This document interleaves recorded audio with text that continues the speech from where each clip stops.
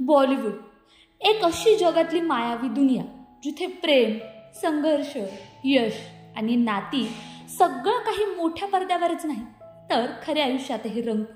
आज आपण जाणून घेणार आहोत अशाच एका अभिनेत्रीची कथा जिने सगळ्यांचं लक्ष वेधून घेतलं. आपण बोलतोय सोनम खान हिच्याबद्दल. सोनम खान म्हणजेच बख्तावर खान. 1987 मध्ये आलेल्या तेलुगू चित्रपट सम्राटमधून तिने चित्रपटसृष्टीत पाऊल ठेवलं. पण खरी ओळख मिळाली ती यश चोपडा यांच्या विजय या चित्रपटातून, जेथून तिचं बॉलिवूड करिअर झपाट्याने वाढलं. तिचं नाव सोनम हे देखील यश चोपडा यांच्या सूचनेवरूनच ठेवलं गेलं होतं.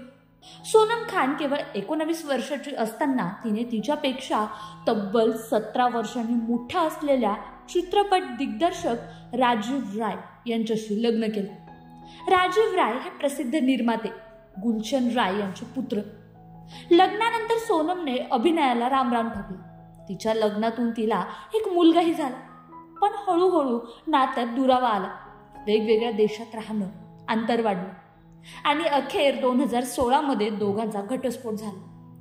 पण इथेच सोनम खानची कहाणी काही थांबली नाही. घटस्फोटाच्या फक्त 1 वर्षानंतरच सोनमने तिच्या प्रियकर मुरली सोबत दुसरं लग्न केलं. विशेष म्हणजे मुरली हिंदू असूनही दोघांनी आपल्या प्रेमाला धर्मांच्या भिंतीमुळे थांबू दिलं नाही. तिने तिच्या मुलाच्या समोरच हे लग्न केलं आणि आज ती नव्या आयुष्याची सुरुवात करत आहे, मुंबईतच आपल्या कुटुंबासोबत. 1994 मध्ये प्रदर्शित झालेला इन्सानियत हा सोनमचा शेवटचा चित्रपट.